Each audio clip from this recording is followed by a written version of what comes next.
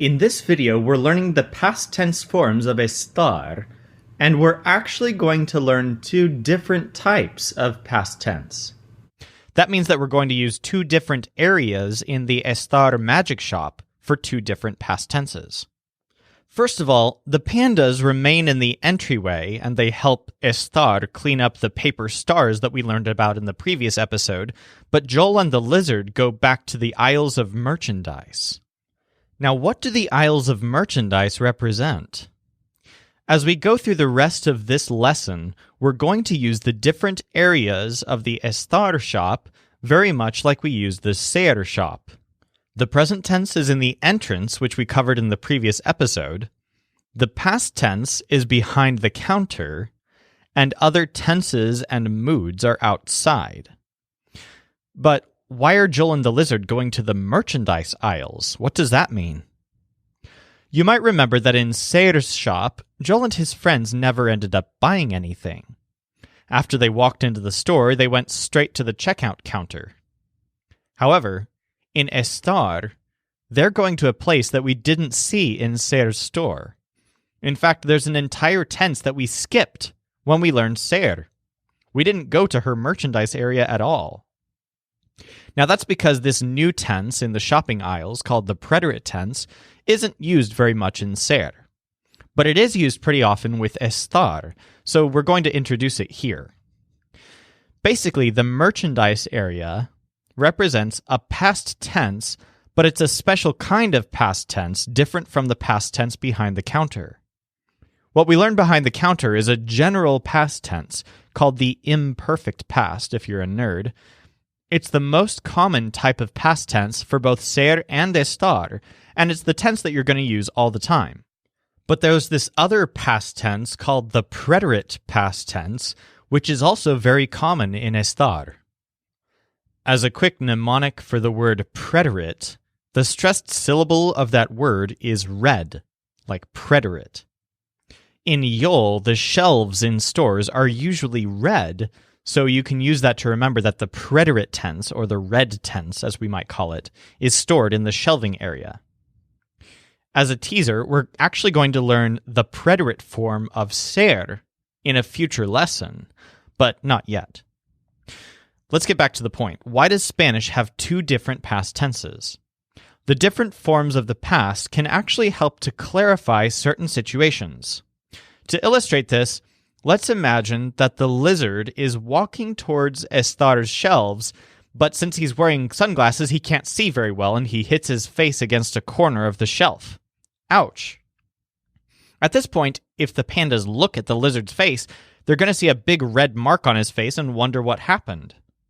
Now, if they go to Joel's house the next day and they all sit down with a cup of tea and ask Joel what happened, he has two ways of saying that the lizard got hurt or experienced pain. The first way would be to say, the lizard was hurting. Now that makes it sound like nothing happened at the store.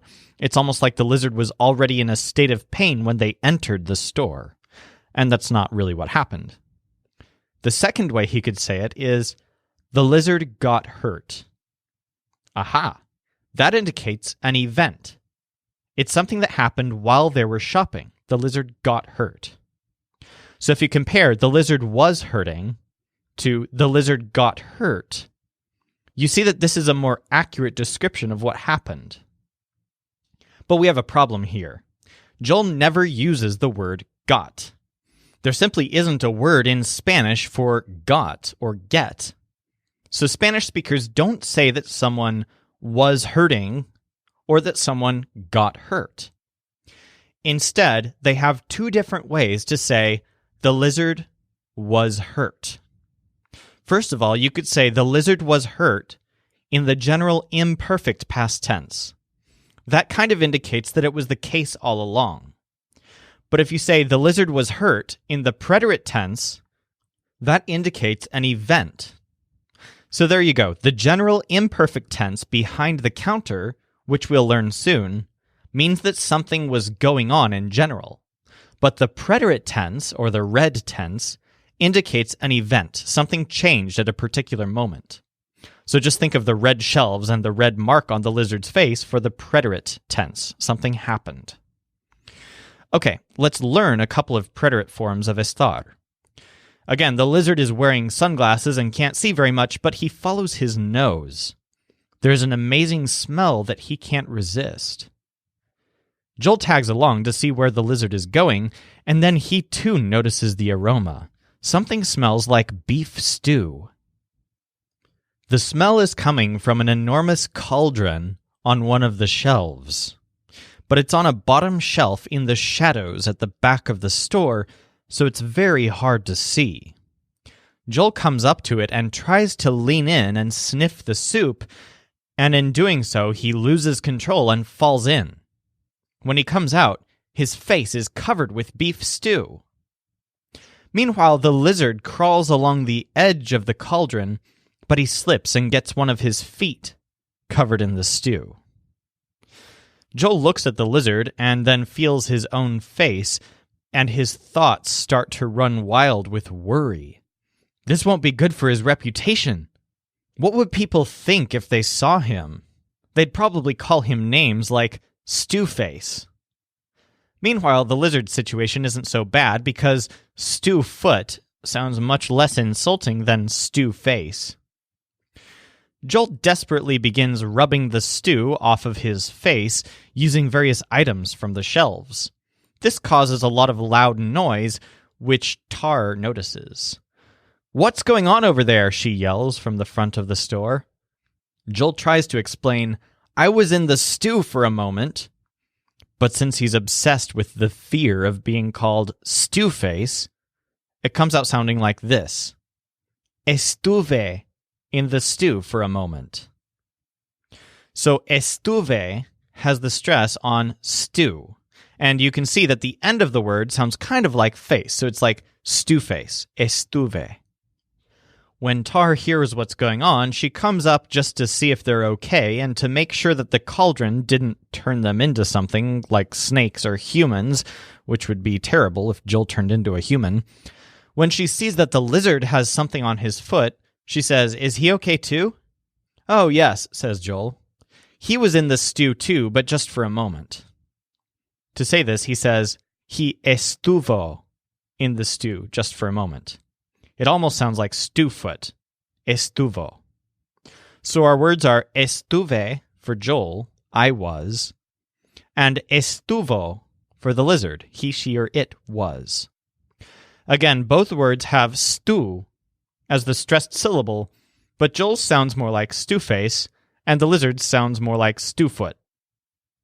These words can be used to indicate that someone was at a place emphasizing the event of their being there. Instead of just saying they were there, it's almost like saying they got there. Also, this can be used to apply to feelings as well, and that's actually more likely. Think about the ambiguity of this sentence I'm about to say. I was really lonely.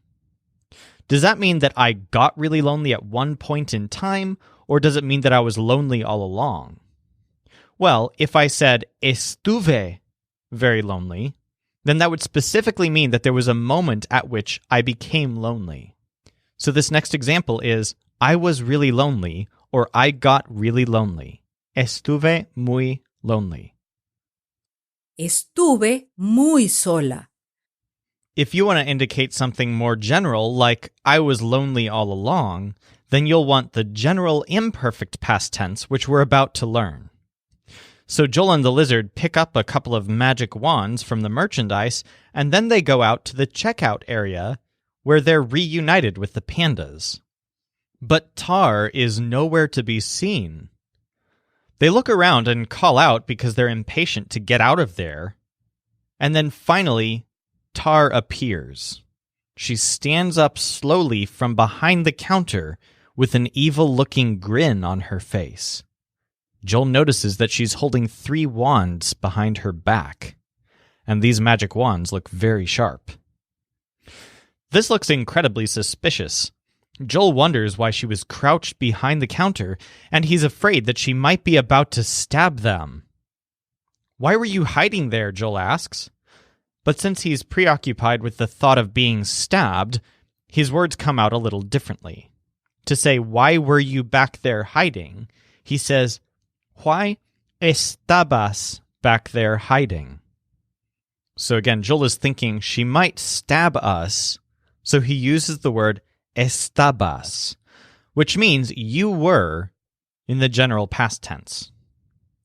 Now, notice that the word estabas has an S at the end. Remember behind the counter in Ser's store that the word eras has an S on the end as well, and it means you were for Ser. Basically, as a general rule, when you're talking to someone about them, you use S at the end of the word. Now, what happens if we take the S off of the word? Well, then we end up with estaba, which refers to Joel or the lizard. It still has the stress on stab, like stab, but it's a simpler version of the word. Now, based on what Joel just said, Tar is at a loss for words. Because of this, Joel grows a little confident. He pulls out his own magic wand that he just found in the merchandise area, and he holds up the toy star that he brought, made of cardboard. He holds them in front of himself, and then stabs the cardboard toy violently with his own wand. "See?" he says. "I was safe. What did you think you were doing? You couldn't stab me." To say I was safe, Joel says, estaba safe. He's awkwardly trying to demonstrate his ability to defend himself from wand stabbings. Joel also points out that the lizard has a magic wand too, and he says, he was safe too. To say this, he says, he estaba safe too. So as some examples, you were here would be estabas aquí, and I was here, or she, or he, or it was here would be estaba aquí. But what about the pandas? Were they safe? Joel looks over at them. They just kind of stand there quietly, a little bit surprised at everything that's going on. So Joel stares at them for a little bit and uses his imagination. What would it look like if they were stabbed? Would their stuffing spill out all over the magic shop? And then would it blow around in the wind, maybe even getting mixed into the beef stew? Suddenly, Joel bursts out in loud laughter. Even in the face of danger, Joel is readily amused by the pandas, and he's always susceptible to a good laugh at someone else's expense.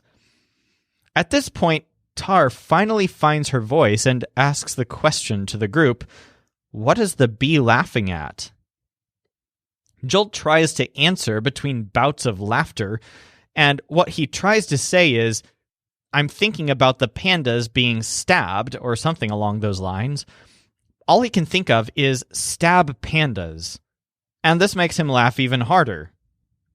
The word for the pandas here is estaban. So if you think stab pandas and then run that together, it's like staban. So E-S-T-A-B-A-N, and as you can see, it's simply the word estaba with N at the end for the pandas. For example, they were here would be estaban aquí. So again, we're following the same patterns that we used with era in Ser's store. We have estaba for Joel and the lizard, estabas for the second person, and estaban for they were, or for the pandas. Of course, we also have a pattern for the whole group. Whenever a word ends with MOS, it refers to all of us. You might remember that from somos and éramos, and of course estamos here in Tar's store. We'll learn that now in a new word. When Joel is done laughing, he turns back to Tar. He and the lizard point their wands at her, demonstrating that she's outnumbered. "I know why you didn't stab the pandas, Tar," he says. "You couldn't ever overpower us. We have the most stabbing power. We could stab the most." This is a little bit strange to say, but again, Joel puts some emphasis on the word most. He thinks about this word a lot when referring to himself and his friends. So the word that he uses for we were is estábamos. So to say we were safe, he would say estábamos safe. Now note that all of the words that we just learned have the main stress on the syllable stab. Estaba, estabas, estaban, and estábamos. Now, although it might temporarily look like this wand showdown is going to have an ugly end to it, it turns out that nothing is really going wrong. Tar wasn't wanting to stab them at all, even though that's what Joel's twisted mind assumed. The real reason she was holding the wands behind her back was because she wanted to surprise the pandas with gifts. The pandas helped her pick up her paper stars from the floor while Joel and the lizard were sniffing her stew, and she wanted these free wands to be given as the pandas' reward. But now Tar is worried that Joel might spread bad rumors about her. She doesn't want to be known as the local magic nut who tries to stab customers. So to get on Joel's good side, she lets him and the lizard get their wands for free. All 5 friends get to walk out of the store without paying for their wands. In the next video, we'll learn what kinds of powers these wands actually have, and what might be in Estar's backyard.